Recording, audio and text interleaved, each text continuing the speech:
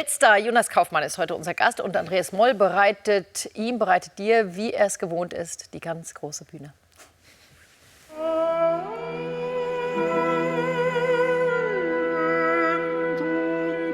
Die Königin von Saba. Verdis Othello. Schuberts Schwanengesang. Intoniert von ihm berühren diese Klassiker noch viel mehr. Seine Stimme, seine Präsenz, seine Leidenschaft machen Jonas Kaufmann zu einem der bedeutendsten Tenöre der Welt. Aufsehenerregend, ob italienische oder deutsche Oper. Mehrfach preisgekrönt berührt er Millionen mit seiner Stimme. Es ist ein Instrument, was ich nicht zu Hause lassen kann. Bevor er mit magischen Tönen morgen in der Hamburger Laeiszhalle gastiert, jetzt bei das Startenor Jonas Kaufmann.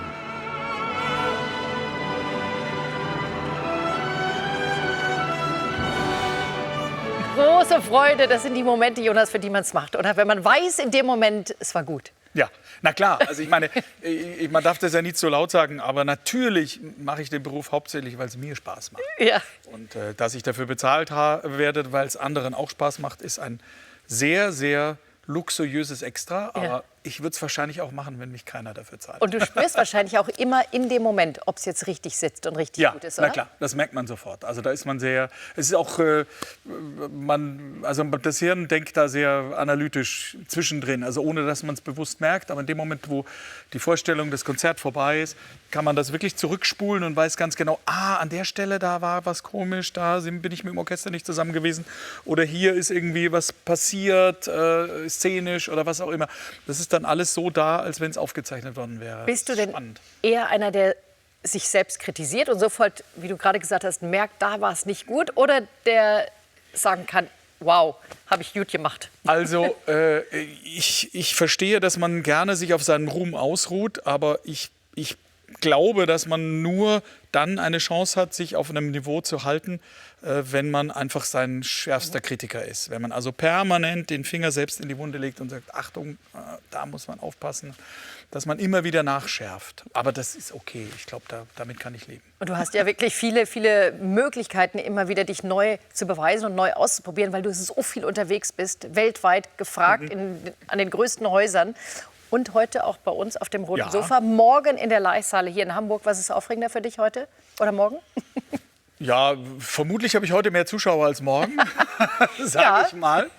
Aber nein, es ist der Start von einer Tournee mit 13 Konzerten. Insofern ist es immer aufregend, wenn dann zum ersten Mal wir vor Publikum präsentieren, was wir uns da als Programm überlegt haben. Das ist ja immer so eine Idee, die man hat, und dann meistens entsteht dann ein Album, also eine CD, und dann muss man aus der CD raus dann versuchen, ein gutes Programm zu machen.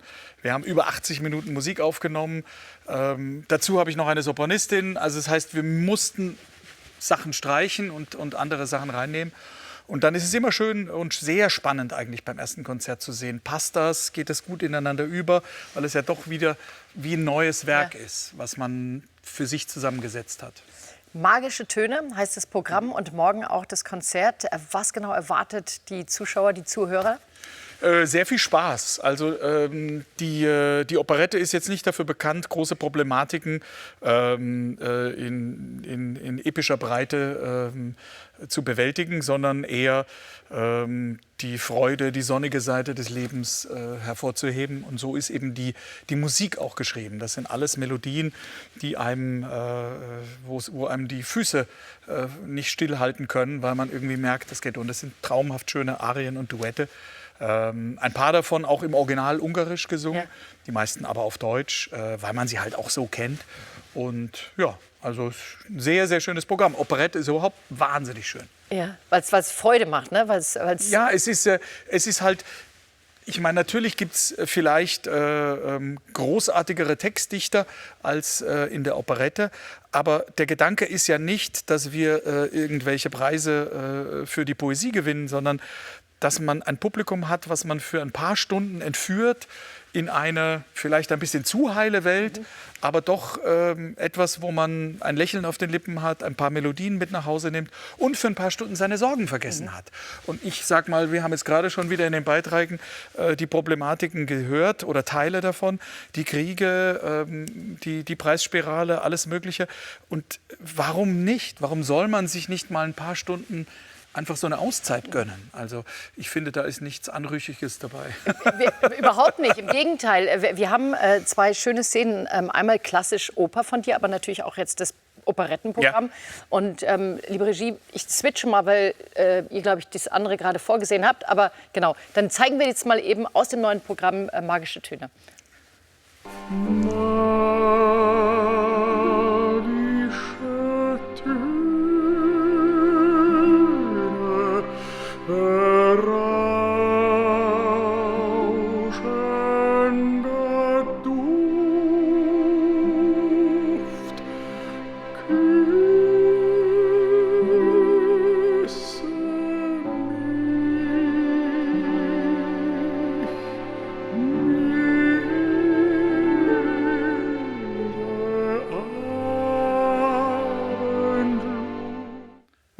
Ich habe gerade gefragt, ist die morgen auch im Programm? Ja, ich finde es Programm. wahnsinnig berührend, diese ruhigen, leisen Töne. Genau, ich habe ja gerade gesagt, es gibt sehr viel Spritziges und Wildes und da braucht man zwischendurch auch mal so einen Ruhepol.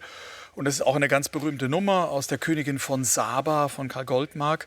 Und das haben die Großen, also Caruso und Co., haben das dann auf Italienisch gesungen, weil es einfach eine unglaublich magische Nummer ist. Was ich interessant fand, dass du die ganze Zeit so singst. Ich hätte gedacht, also mit den verschränkten Armen, ich hätte gedacht, du machst auf. Man kann dann die Atmung sehr gut kontrollieren, weil man dann hier mit den Armen das Zwerchfell sozusagen ein bisschen kontrollieren kann. Weil das singe ich gerne so. Körpersprachlich sagt man ja immer so, macht jemand zu, macht er dicht. Ja, und man würde ja denken, genau, zum also bei Singen jedem muss man Interview raus. sagen mir meine Berater, ja, also mach bloß nicht wieder die Arme so. Ja. Aber zum Singen ist es sehr angenehm. Total spannend. Also kennen tun dich ja ganz viele als eben ein Tenor, der die Arien so wahnsinnig schön singt. Und deshalb haben wir noch mal im Archiv eine Szene rausgeguckt. Du kennst sie, die Arie Nessun Dorma, weil die so schön ist. Auf der Waldbühne war das in Berlin Open Air. Und da hören wir jetzt mal kurz rein.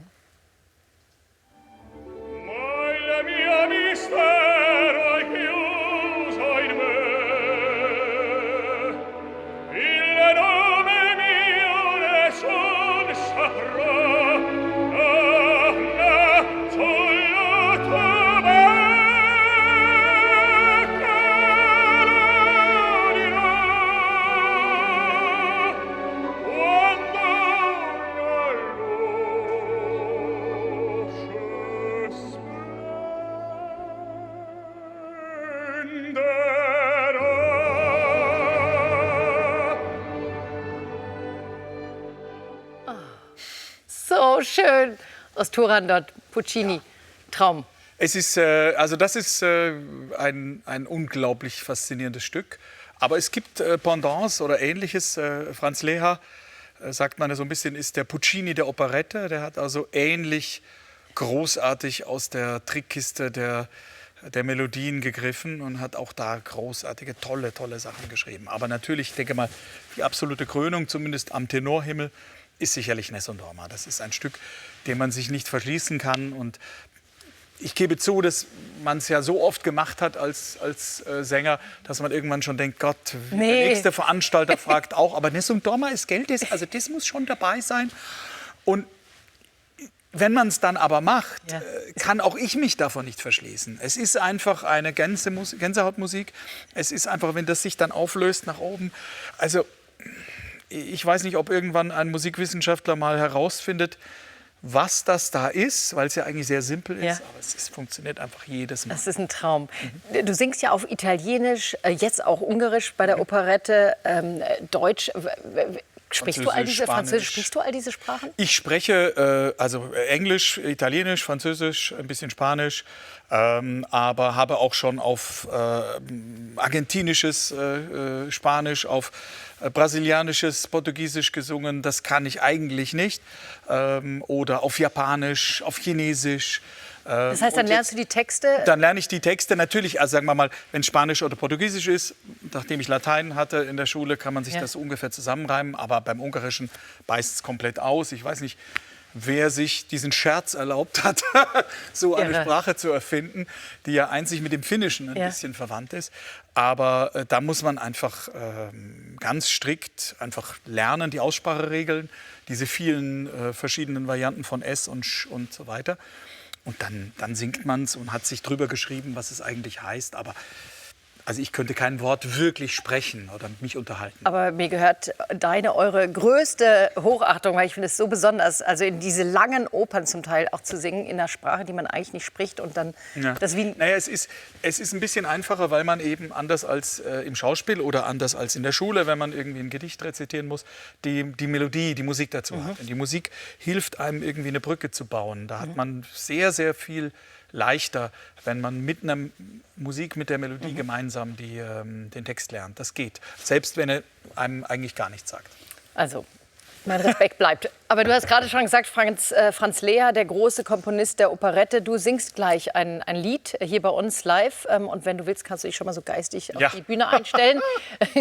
Wir hören dich, wie gesagt, gleich live singen. Und in der Zwischenzeit machen wir die Bühne frei für KollegInnen, Opernsängerinnen und Sänger, die ihren Beruf genauso lieben wie du, aber ihn ganz anders ausüben, was auch nämlich an der Bühne liegt. Das Opernloft in Hamburg geht bei der Oper bewusst andere Wege. Philipp Kawsak.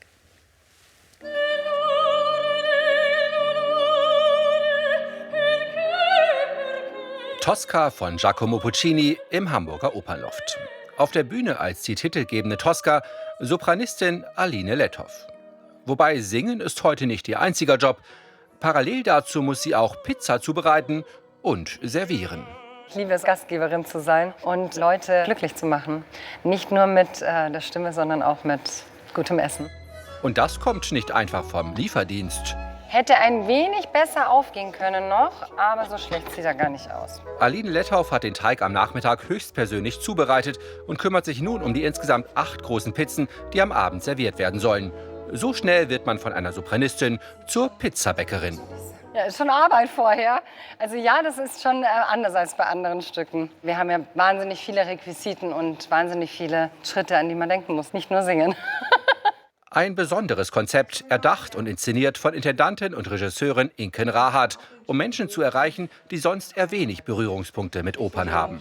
Wir möchten auf ganz natürliche Weise den Menschen die Oper ein bisschen näher bringen. Es dauert nicht 4-5 Stunden, was viele Menschen einfach denken, dass Oper so lange dauert. Heißt, im Opernloft gibt es Oper Light in 90 Minuten. Konzentriert auf das Wesentliche und immer im Heute. Die Inszenierung überträgt die Oper aus dem Jahr 1800 in die Gegenwart. Die Zuschauerinnen und Zuschauer sind mittendrin in der Trattoria Tosca, inklusive Bewirtung und Showeinlagen. Man nimmt sie sozusagen direkt mit und sie erleben es hautnah, den Sänger vor sich und die Emotionen sind mehr greifbar. Eine Nähe, die auch die insgesamt nur 3 Künstlerinnen und Künstler im Gesangsensemble spüren. Es hat was Freieres. Man kann sich selbst auch super viel einbringen als Person, als Persönlichkeit und es ist irgendwie lebendiger. Man kriegt sofort immer gutes Gefühl vom Publikum. Während das schon den Saal betritt, kümmern sich Aline Lettow und Kollege Richard Neugebauer um letzte Vorbereitungen. Und so ein Pizzateig beruhigt, zumindest ein wenig. Grundspannung ist da. Man wird ein bisschen warm mit der Bühne. Also es ist dann nicht wie wenn man sonst auftritt, man kommt in den Saal und muss dann erstmal so einen Moment die Atmosphäre aufnehmen und guckt das erste Mal in die Gesichter der Leute, sondern hat man dann schon. Die werden hier persönlich begrüßt und erleben, wie Scarpia, eine Frau vom Gesundheitsamt, im Original war das noch ein Polizeichef, die liebenden Tosca und Caravadossi terrorisiert. Liebe, Eifersucht und Pizza, eine Kombination, die ankommt. Also dass Oper so ein bisschen eingedampft ist und der Pomp weg ist, sondern eben fokussiert auf ein paar Stimmen, auf ein paar Instrumente. Da kommt man schön in den Opern rein. Man ist so mittendrin, die Pizza kommt rum. Damit die auch genau zur richtigen Zeit bei den Zuschauenden landet, ist das Timing besonders wichtig. Nur so entsteht diese einzigartige Fusion aus Hör- und Geschmackserlebnis. Und das hat heute offenbar bestens funktioniert. Wirklich großartig. Ich freue mich wirklich. Wir hatten ein ganz tolles Publikum.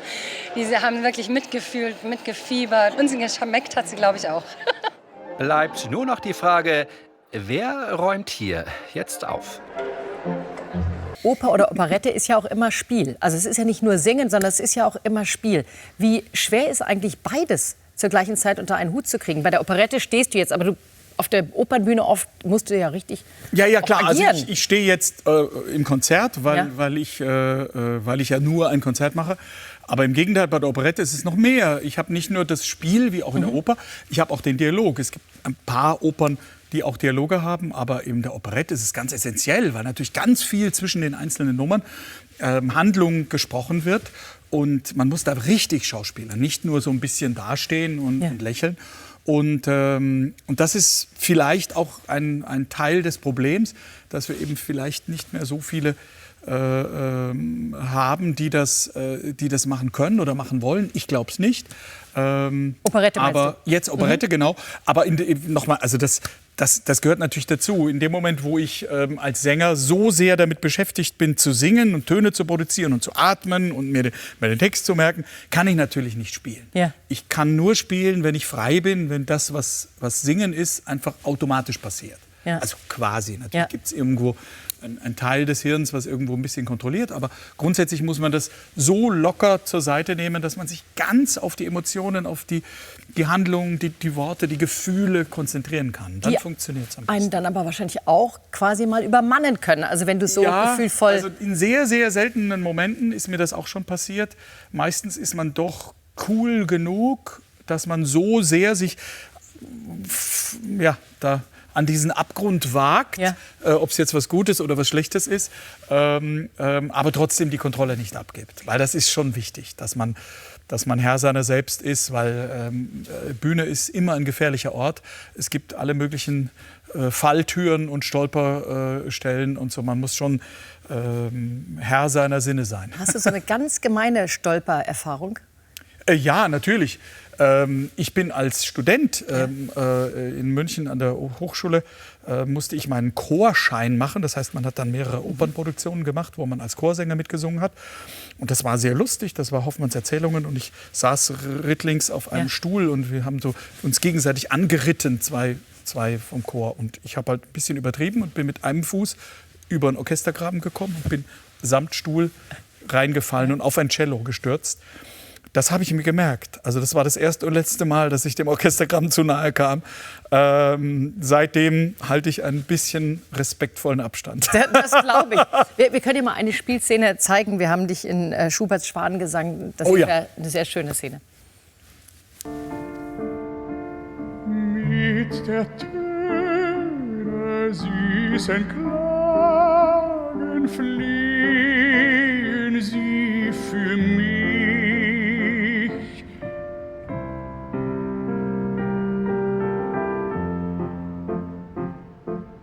Sie verstehen des losen Sinnen, können Liebesschmerz, können Liebesschmerz. Aber auch tolles Bühnenbild, ne? Also ja, unglaublich. Das war eine großartige Erfahrung. Das war eine Armory Hall in New York. Diese Halle ist als Exerzierhalle sozusagen gebaut worden, irgendwann, als man dachte, dass man sowas noch braucht. Und ist dann vor einigen Jahren zum Kulturbetrieb umgebaut worden. Und die ist riesig. Also das ist ein ganzer Block in New York. Und es war eine einmalige Erfahrung. 40 Feldbetten auf der Bühne und man war quasi in einem Lazarett des Zweiten Weltkriegs, aber mit virtuellen Fliegerangriffen, Bomber, die über einen geflogen sind. Die Leute haben geschrien. Es war unglaublich intensiv. Das war jetzt die ruhigste Stelle oder mit die ruhigste Stelle. Es gab auch sehr, sehr wilde Sachen. Wir sind rumgerannt und es war sehr, sehr beeindruckend. Am Schluss das ist ja im Schwanengesang, zumindest in unserer Variante so, ähnlich wie in Müllerin und Winterreise haben wir uns da ein bisschen bedient. Und der verstirbt dann, dieser verletzte Krieger, und das ist auch unglaublich beeindruckend, weil dann wird er wie in dem Bett quasi zu Grabe getragen, während alle noch um ihn trauern, steht er plötzlich auf und geht raus, und dann geht ein riesiges Tor auf zur Park Avenue und ein gigantischer Scheinwerfer, und der geht ins Licht. Ins Licht, wie so ins Himmelstor, ja. Man hört draußen die Feuerwehr vorbeifahren. Wahnsinn. Und die ganz normale, das Leben, das Moderne kommt. Es ist irrsinnig, also Gänsehaut. Aber schön, dass du das auch so empfindest, weil es ist ja war nicht wahrscheinlich nur die Sänger, beeindruckendste Produktion, die ich je gemacht habe. sondern auch eben alle, die Opern sich überlegen, ne, Bühnenbilder. Ja, genau. Du bist ja nach Tirol gezogen. Wir haben auch Bilder, wie du gehst, wanderst. Also im flachen Land laufen ist nicht so meins, eher so hügelig. Und dann eher allein oder auch ruhig mal mit der Familie? Du hast Ja, 4 klar, Kinder, konntest du die gerne immer mit der mal Familie, begeistern, mit dir zu gehen total. und zu wandern? Und Der 7-Jährige ist der Kleine streikt relativ früh, aber das ist auch okay. Das habe ich wahrscheinlich in seinem Alter genauso gemacht. Der 7-Jährige jetzt ist ja aus deiner zweiten Ehe und du hast 3 Kinder aus der ersten, bist auch schon Großvater geworden von Tochter Charlotte. Wenn man so viel wie du unterwegs ist, wie viel hast du mitgekriegt von Familie, und machst du heute mit dem Kleinen vielleicht was anders als mit den Großen? Naja, ich versuche nicht, es anders zu machen im Sinne von, der hat es jetzt besser. Aber es ist natürlich schon so, dass man ein bisschen weniger diesen Druck verspürt, das muss ich jetzt auch noch machen und da muss ich zusagen und hier. Das ist einfach klar, wenn man in der Phase seiner Karriere ist, wo man einfach nicht Nein sagen kann oder weiß, dass sehr schnell auch wieder vorbei sein kann. Man muss also dieses Feuer immer weiter schüren. Und dann hat es aber bei mir jetzt nun so lange gebrannt, dass ich mir denke, ja, und wenn es ausgeht, ist mir auch egal. Aber momentan ist es so, dass selbst wenn ich 3-4 Monate aussetzen würde, würde ich wahrscheinlich sofort wieder Engagements kriegen. Insofern, ganz sicher. denke ich, kann man es ein bisschen ruhiger angehen, und trotzdem tut man es oft nicht, weil ich habe es vorher erwähnt, es ist halt nun mal eine Leidenschaft. Ja. Es ist einfach was man wahnsinnig gerne tut. Und wenn da die richtige Kombination mit dem richtigen Stück, den richtigen Dirigenten oder was auch immer ist, dann fällt es einem einfach schwer, es nicht zu machen. Ja, und statt weniger machst du ja jetzt erstmal sogar mehr. Ja, du bist nämlich Intendant geworden bei den Festspielen in Tirol. Richtig, genau. Und bist in Erl, das ist für viele, die jetzt sich nicht so mit Musik auskennen, vielleicht nicht unbedingt der Nabel der Welt, aber es ist ein wahnsinnig futuristisches, tolles Festspielhaus. Ja. Und ich glaube, du hast auch vor, die Welt durchaus dahin zu holen. Wir haben schon einige Teile der Welt, zumindest der musikalischen, dahin geholt. Wir hatten neulich die Ehre, die Wiener Philharmoniker nach, ich glaube, 26 Jahren Abwesenheit von Tirol bei uns begrüßen zu dürfen. Wir haben wirklich großartige Sänger jedes Jahr am Start und Dirigenten und Regisseure und so weiter. Es ist richtig, es ist alles andere als der Nabel der Welt. Der Ort hat, glaube ich, 1800 Einwohner. Und wir haben deutlich mehr Sitzplätze in unseren 2 Häusern, als es Einwohner gibt. Insofern können wir nicht nur fürs Dorf Musik machen. Wir müssen ein Programm machen, wo sich auch Leute angezogen fühlen, die da von weiter weg kommen. Und das funktioniert sehr gut. Und was macht riesig Spaß. Hat deine Frau gesagt, als du gesagt hast, ich mache jetzt auch noch den Intendantenposten? Keinesfalls, hat sie gesagt. Und sie hat hinterher gesagt, und es war doch genau richtig, es ist genau dein Ding. Toll. Es macht Spaß. Und letztlich kann ich mir dann auch Freizeit leisten, also jetzt nicht finanziell, sondern einfach psychologisch, weil ich habe ja was ich mache und kann dann auch mal die anderen arbeiten lassen auf der Bühne und sitze selber nur als Verantwortlicher im Saal. Das übrigens viel schwieriger ist, als auf der Bühne zu stehen, weil ich bin das gewohnt, dass ich das Ding reiße und ich weiß, wie ich das schaukle und wie ich mein Publikum überzeuge. Aber wenn ich all das nicht machen kann, sondern einfach nur im Saal sitze und das den anderen überlasse, das ist echt schwer. Aber auch das habe ich gelernt. Guck mal, man lernt nie aus. Genau. So, gibt es eigentlich Essen, das du nicht essen darfst, so wie morgen, wenn du auftrittst in der Leishalle, dass du vorher, also Curry zum Beispiel, so was Scharfes? Ja, also richtig scharf ist schlecht, weil man da natürlich dann, wir Sänger haben immer Probleme mit Reflux, weil man eben das Zwerchfell so stark runterdrückt, dann geht der Magen hoch und dieser Pförtner kann das nicht mehr gut halten. Und dann ist natürlich alles, was sehr sauer ist und alles, was sehr scharf ist, schlecht, weil das steigt dann in der Nacht hoch. Und dann merkt man morgens plötzlich, dass die Stimme über Nacht also ein bisschen mit dem Reibeisen behandelt wurde. Das heißt, was gibt es morgen vor der Leishalle? Weiß ich nicht. Bananen oder irgend sowas. Ja. Die sind ziemlich sauer übrigens. Auch. Bananen haben viel Säure. Die haben nur so viel Zucker, dass man es nicht merkt. Also morgen bist du in der Leishalle und am 28. April auch in Hannover, hier bei uns also im Norden. Neue Album ist heute rausgekommen für alle, die es nicht schaffen. Und wir danken dir, dass du den Weg heute noch zu uns geschafft hast. Bin ich zu Fuß gekommen? Sofa. aber toll, dass du dir die Mühe gemacht hast. Freut uns sehr.